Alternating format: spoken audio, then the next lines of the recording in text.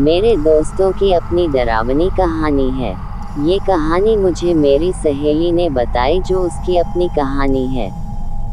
जब वह 4 साल की बच्ची थी तो वह, उसकी माँ और उसके पिता एक घर में रहते थे जो सुंदर और शानदार था, लेकिन दुर्भाग्य से कुछ जटिल कारणों से उन्हें तुरंत वहाँ घर में स्थानांतरित करना पड़ा। उन्होंने तुरंत वहाँ घर शिफ्ट कर लिया। उनके पास कोई अनुष्ठान करने या घर के बारे में किसी से पूछने का भी कोई रास्ता नहीं है। शुरुआत में वे सचमुच बहुत अच्छे थे। जब वह ये बता रही थी तो मैंने उससे पूछा, क्या ये वह जादुई कहानी है जिसके बारे में आप बात कर रही हैं?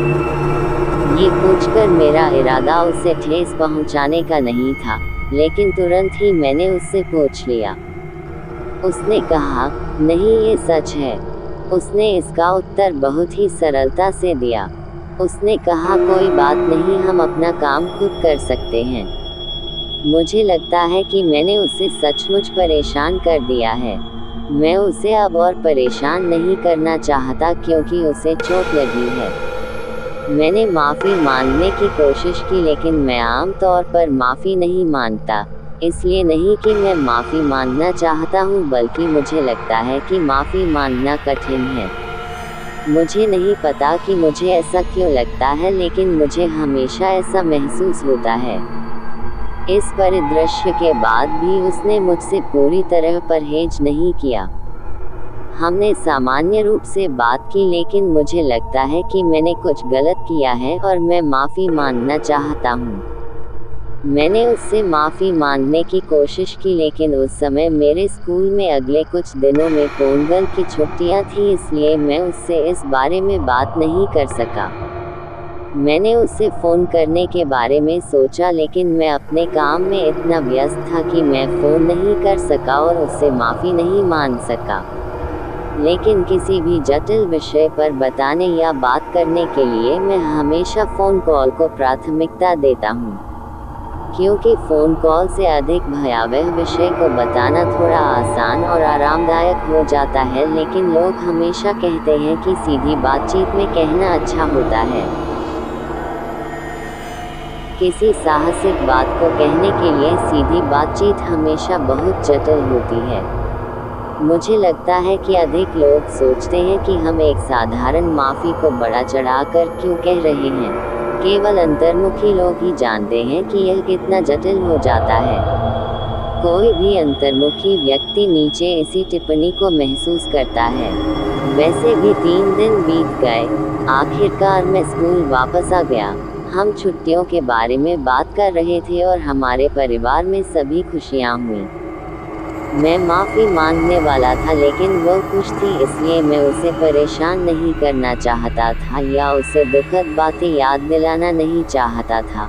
फिर हमारे पास अध्ययन का समय था और दोपहर के भोजन का समय आ गया। हम सभी दोपहर का भोजन कर रहे थे। फिर कुछ देर बाद एक माता पिता दूसरी कक्षा में पढ़ने वाली लड़की को दोपहर का खाना देने आए। वह अपनी माँ को देखकर खुश हुई। उसने दौड़कर अपनी माँ को गले लगा लिया। ये देखना बहुत प्यारा था। लेकिन जब मैंने अपना चेहरा देखा तो वह पूरी तरह से उदास थी। ऐसा लग रहा था जैसे वह उदास थी। वह पूरी तरह से अपनी भावनाओं को अंदर छिपा रही थी। मैं सोच रहा था कि मैं उससे क्या पूछूं, कि उसे कैसा लगेगा अगर मैं उससे पूछूं कि क्या वह रोएगी। फिर मैंने साहस जुटाया और उससे पूछा कि वास्तव में उसके साथ क्या हुआ था। तब उसने कुछ समय के लिए मुझे बताने से इनकार कर दिया। फिर मैंने उससे माफ़ी मांगी, जैसे कि मेरा मतलब ये था कि मैंने उससे कहा कि मेरा इरादा तुम्हें चोट पहुंचाने का नहीं था। मैंने कहा कि मैंने आपसे जो कहा उसके लिए मुझे वास्तव में खेद है, इससे पहले कि मैं जानता था कि इससे आपको ठेस पहुंची है। लेकिन मेरा इरादा आपको ठेस पहुंचाने का नहीं था। मुझे इसके लिए बहुत खेद है। फिर उसने कहा, मेरा इरादा आपसे ये कहने से बचने का नहीं था, लेकिन जब मैं ऐसे किसी से कह रही होती हूँ तो मैं थोड़ा भावुक हो जाती हूँ, क्योंकि मेरे लिए खुलकर अपने बुरे पक्ष के बारे में बात करना कठिन है। ठीक है, आपसे कहना, उसने कहा। फिर वह कहानी कहने लगी। नए घर में जाने के बाद वे अच्छे थे और पहले से भी बेहतर थे। कुछ समय बाद उन्हें ऐसा लगने लगा कि सब कुछ गलत हो रहा है और उसके पिता और उसकी माँ के बीच हमेशा लड़ाई होती रहती थी। उन्होंने कहा कि उन्हें इतना कुछ याद नहीं है, लेकिन वह उस वक्त बहुत छोटी थी। उन्होंने कहा कि उनके लिए ये समझना बहुत मुश्किल था कि क्या हो रहा है।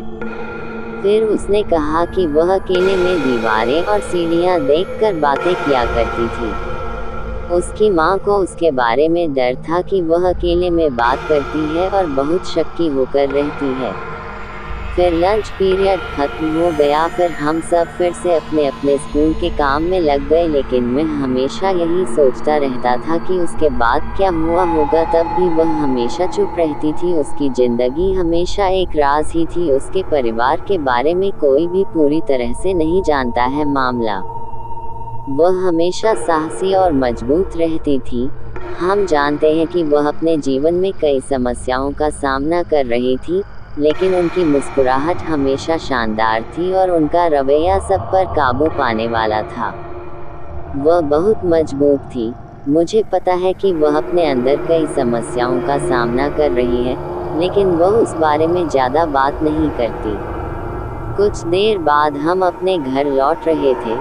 उस समय हम ज़्यादा बात नहीं कर सकते थे क्योंकि वह स्कूल बस में जाती थी, लेकिन मेरा घर पास ही था, इसलिए मैं हमेशा पैदल ही घर जाता था, इसलिए मैं उस समय कुछ भी बात नहीं कर सका। फिर रात को मैंने सोने की कोशिश की, लेकिन मैं सोच रहा था कि उसके साथ क्या होगा। क्या उसने कई आघात सहे हैं? क्या उसका जीवन इतना कठिन था, लेकिन वह इतनी समस्या को कैसे संभाल रही है? फिर मैं यही सोचते हुए सो गया।